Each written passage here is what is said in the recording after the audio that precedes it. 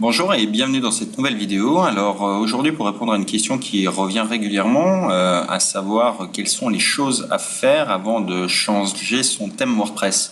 Évidemment au-delà de l'aspect esthétique, on oublie souvent qu'on a souvent personnalisé le thème avec des petits morceaux de code, des widgets, des add-ons, des plugins et tout ça n'est pas forcément compatible, pas forcément intégré dans le nouveau thème et ça va demander un petit peu de travail de préparation pour le faire dans de bonnes conditions, éviter d'avoir à réparer. Alors je vous propose une petite revue de détail justement et de voir un petit peu quelle est la checklist que vous allez devoir faire pour migrer votre thème dans de bonnes conditions. Alors le premier conseil, c'est de prendre des notes sur votre thème actuel. Alors vous allez aller sous le tableau d'administration de WordPress et ensuite vous rendre dans le menu Apparence, Éditeur, et vous allez accéder en fait à la liste des fichiers qui sont contenus dans votre thème WordPress et vous allez vérifier quand dans le fichier WordPress fonction.php que vous allez trouver dans la liste de droite, vous avez des morceaux éventuellement de code que vous avez rajoutés ou qui ont été rajoutés et qui gèrent des fonctions qui ne seront pas forcément intégrées dans votre prochain thème. Donc l'idée c'est de faire un petit fichier texte et de répercuter tout ce qu'il y a dedans. Comme ça, en cas d'erreur, vous allez pouvoir le réinstaller très facilement. Ça, c'était le premier point. Pour le deuxième point, ce que je vous recommande de faire, c'est de faire de la même manière un petit peu un tour d'horizon de ce que vous avez intégré dans vos widgets, dans les sidebars, parce que souvent on personnalise et on intègre des petits morceaux de code pour, par exemple, récupérer un formulaire d'inscription à une newsletter. On peut également intégrer un code de suivi analytics, enfin énormément de choses qui, là encore, une fois votre migration effectuée, vont disparaître parce qu'ils ne seront pas ajoutés par votre thème, mais bien par vous. Donc là encore, c'est de créer un fichier texte widget sur votre bureau d'ordinateur et de récupérer en fait les différents éléments que vous avez personnalisés pour pouvoir les répercuter sur votre nouveau thème. Le troisième point, c'est de réfléchir, si vous avez installé Analytics par exemple, c'est de savoir où vous l'avez installé, de savoir s'il était intégré. Alors il y a trois options. Il était intégré soit dans un fichier fonction.php par exemple, soit dans un widget, soit vous avez un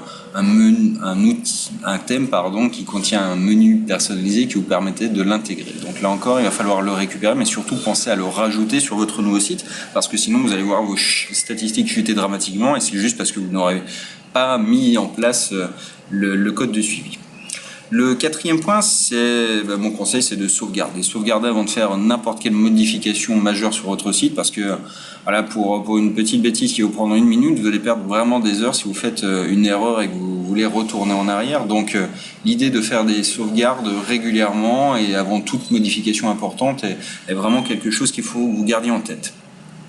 Ensuite, pour migrer bien sereinement et surtout pour éviter d'embêter vos visiteurs qui vont arriver au milieu d'un processus et d'avoir un thème à mi-chemin entre l'ancien et le nouveau, je vous conseille d'activer un mode maintenance pendant un quart d'heure, 20 minutes qui va vous permettre de faire les choses proprement. Alors certes, les visiteurs vont arriver sur une page qui leur dira que le site est en cours de maintenance, mais ils vont avoir droit à la nouvelle version en ligne finie et non pas intermédiaire. Ce que vous pouvez faire également, c'est de regarder avec Analytics si vous avez un tracking, de regarder les heures creuses sur votre site. Évidemment, la nuit, ça paraît évident, mais c'est là où vous pouvez le faire tranquillement et vous avez très peu de visiteurs qui seront perturbés. Ensuite, une fois cette partie-là, ça reste à installer votre nouveau thème, à l'activer, et là vous allez pouvoir justement essayer toutes les fonctionnalités, tester les plugins, puisque de temps en temps on en a qui ne sont pas compatibles avec les nouveaux thèmes. Vous allez pouvoir par exemple vérifier si les commentaires, les articles, les pages de recherche, d'archives, etc. sont bien également en place. Vous allez pouvoir remettre en place vos widgets. Et vous allez vraiment faire un petit peu de ménage également dans ce qui est inclus ou non dans votre thème. Un nouveau point, c'est de vérifier la compatibilité avec les différents navigateurs.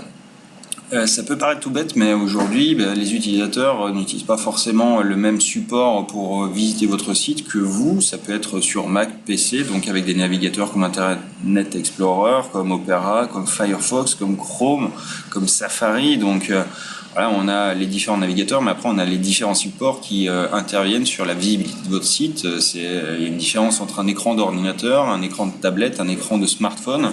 Et il faut s'assurer que tout le monde puisse profiter de votre site au mieux, parce que c'est dommage, surtout quand on pense aujourd'hui que plus de la moitié du trafic vient d'outils comme les smartphones ou les tablettes, et il faut vraiment vous assurer que votre site est en design responsive afin d'avoir vraiment une expérience utilisateur qui soit au top, quoi. Ensuite, je vous conseille également de faire une petite revue de détail des éléments un petit peu extérieurs, dirais-je, comme les régies publicitaires, afin de réintégrer les codes, mais ça peut être également les codes de newsletter si vous avez des formulaires qui s'affichent systématiquement en bas ou en haut de chaque article. Ça peut être les widgets sociaux pour les j'aime de Facebook, etc. Donc c'est vérifier que vous n'avez pas perdu de fonctionnalité en cours de route. Ensuite, bien voilà, si vous avez fait le tour et corrigé et remis en place tous les éléments pour que votre site soit pleinement fonctionnel, vous pouvez faire un petit post alors sur Twitter, sur Facebook, sur votre site également, afin de demander aux gens ce qu'ils pensent de votre design, mais surtout qu'ils vous rapportent les problèmes éventuels. Ça vous fait une liste de debug voilà, auxquels vous avez juste besoin de vous référer pour corriger les derniers points, et ça c'est assez important, et c'est surtout quelque chose qui est pratique parce que c'est des gens qui vont faire le travail à votre place. Le 10e point que je vous propose de réaliser, c'est de faire le ménage. Les thèmes aujourd'hui sont beaucoup plus complexes et beaucoup plus complets, surtout en termes de fonctionnalités que les précédents. Donc souvent, on a des fonctionnalités qu'on avait installées avec des plugins, mais qui aujourd'hui sont gérées en natif par les thèmes. Donc évitez les doublons parce que ça ralentit votre site inutilement, et donc faites le ménage dans les plugins qui sont devenus inutiles parce que voilà, le formulaire de contact est intégré dans le thème, parce que le fil d'Ariane par exemple est lui aussi intégré en natif, parce que voilà, vous avez également tous les boutons de partage sociaux qui sont intégrés. Voilà, tous ces aspects-là vous permettent de faire le ménage dans ce qui n'est plus indispensable et de retirer et d'effacer tous les plugins. Ne vous contentez pas juste de les désactiver parce que ça consomme malgré tout des ressources. Il faut les supprimer de votre site. Le 11e point que je vous recommande de vérifier, c'est les temps de chargement. Alors il faut impérativement vous mettre à la place des utilisateurs. Dans ce cas de figure-là, un site trop long, il n'y a rien de plus pénible, et ça veut dire que s'il faut 10 secondes pour charger la page d'accueil, les gens vont décrocher, vont même pas arriver jusqu'à la voir parce que ça va être vraiment trop pénible. Donc il y a des moyens pour optimiser les temps de chargement. Ça consiste tout d'abord à faire un ménage par les choses qui sont inutiles. Ça peut être les sliders qui sont alors jolis effectivement, mais pour le coup ça demande plus de temps de chargement parce qu'ils vont charger 4 ou 5 images au lieu d'en charger une. Ça va être également des widgets, et ce que vous pouvez faire également, c'est de faire une petite recherche pour trouver des widgets de cache qui vont accélérer et vraiment considérablement optimiser votre site WordPress. Un élément que je vous conseille de suivre suite à votre migration de thème, c'est de surveiller le taux de rebond. Le taux de rebond, en fait, c'est le pourcentage de personnes qui quittent votre site après le visionnage d'une page. Et plus celui-ci est élevé, et moins votre site est convivial ou intéressant ou pertinent par rapport à la recherche qui les a menés là. Donc vous avez des statistiques précises avant migration, donc il est intéressant et important surtout de vérifier si votre thème est convivial ou à contrario répulsif pour vos visiteurs, auquel cas il faudra faire quelques aménagements pour retrouver au moins le taux d'avant, voire espérer pouvoir l'augmenter pour que vos utilisateurs, simplement vos lecteurs, soient contents de passer visiter votre site. Et le dernier point que je vous propose dans cette checklist, c'est d'être à l'écoute de vos lecteurs, parce que c'est pour vous que vous réalisez un site, de vos clients, de vos prospects également éventuellement. Voilà, c'est eux qui vont faire des rapports sur l'expérience utilisateur, sur ce qu'ils aiment, sur ce qu'ils aimeraient trouver également.